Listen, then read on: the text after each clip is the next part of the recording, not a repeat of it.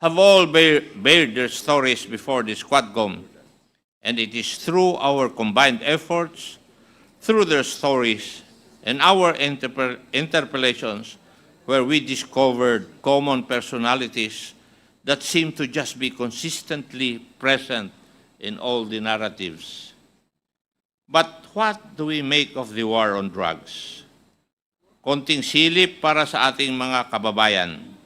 Mukhang ang war on drugs was a convenient way to eliminate competition in the drug trade.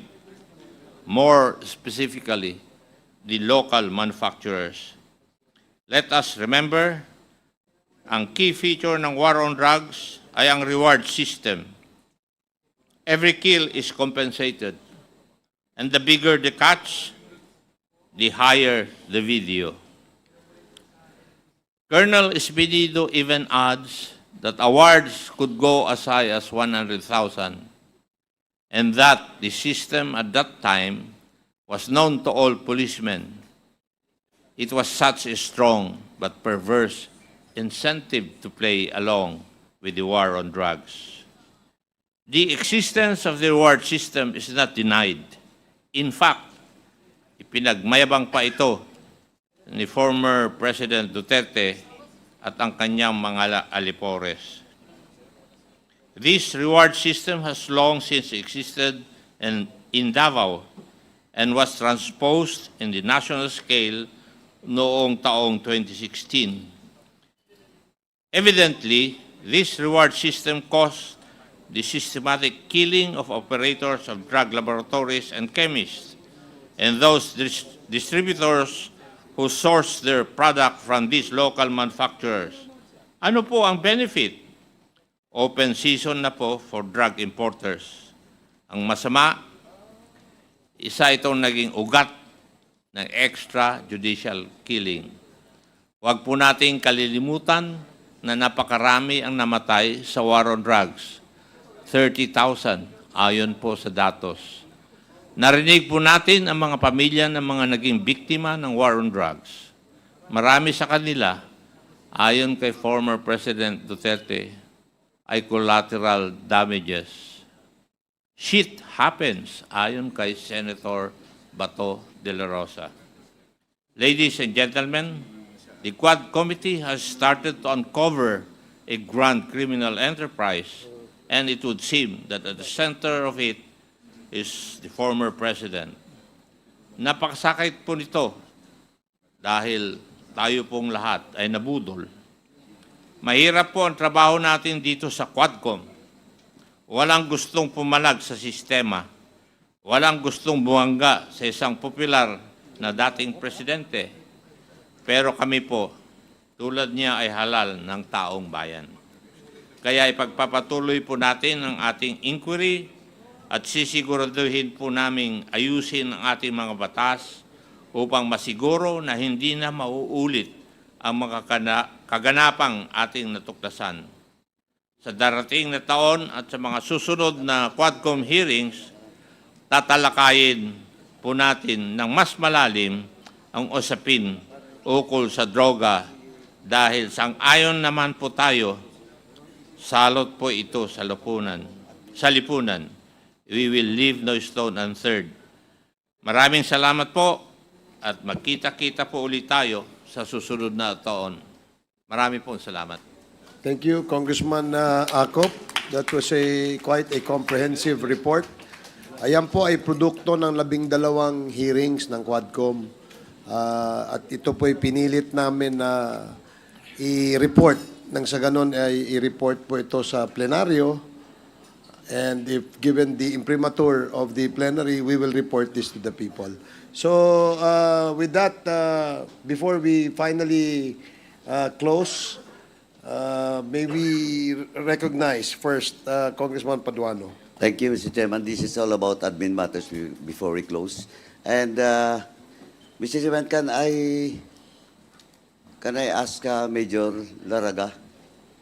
Major Laraga. Si Major Please. Laraga, nandito po ba si Please Major take your Laraga? seat.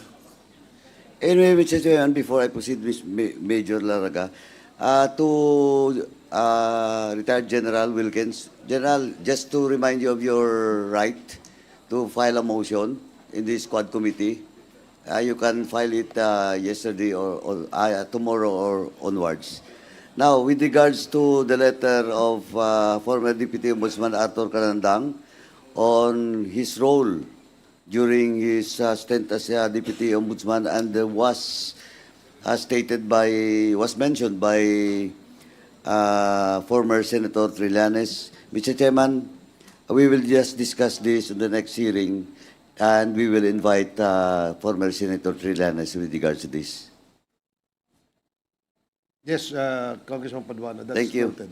Now, in the case of Cassandra Ong, let me announce to the members of this committee that a motion to lift contempt and detention order was filed by Cassandra Ong, and on the basis of medical condition, she is sick. She is currently detained at the Correctional Institution for Women,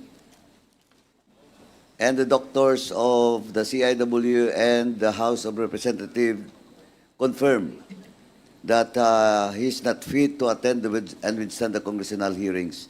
With this, Mr. Chairman, I move that we lift the contempt order for Ms. Cassandra Ong. So move.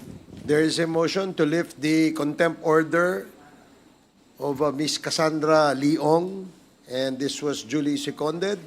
Are there any objections? Hearing none, the motion is carried. Comsec, please communicate with the CIW and to the lawyers of Ms. Cassandra Leong of the decision of the Quad Committee. Please proceed, Congressman Paduano. Thank you, Mr. Chairman. Next is the motion to lift the contempt and detention order for Mr. Tony Yang. He is now detained under the custody of the PAOK, and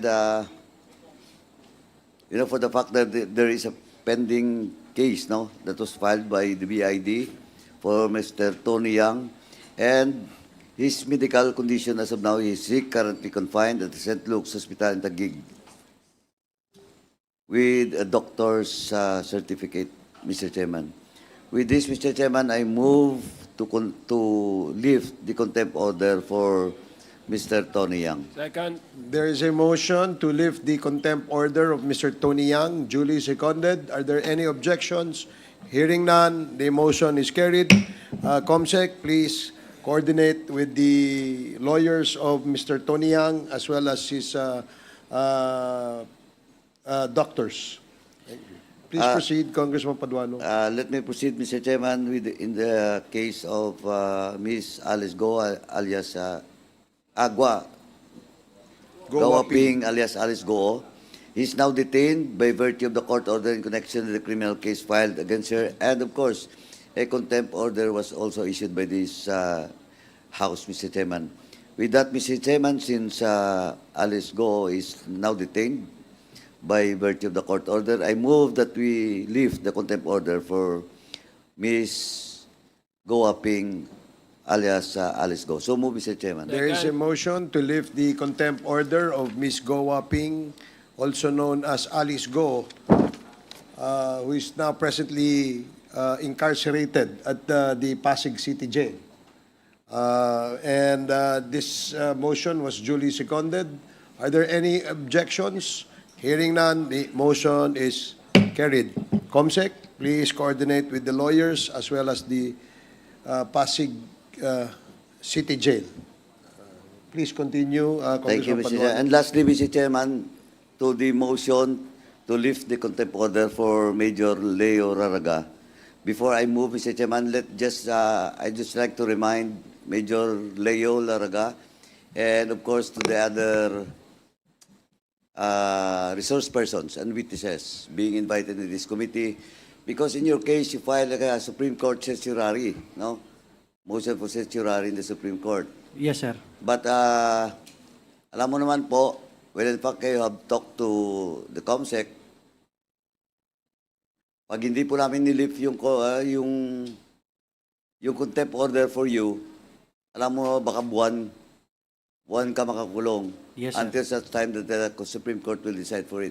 Yes, sir. Now, in the spirit of Christmas, Mr. Chairman, just to remind you, And you should talk to your lawyer in Yes, regards sir. to that. Yes, sir. So, Mr. Chair.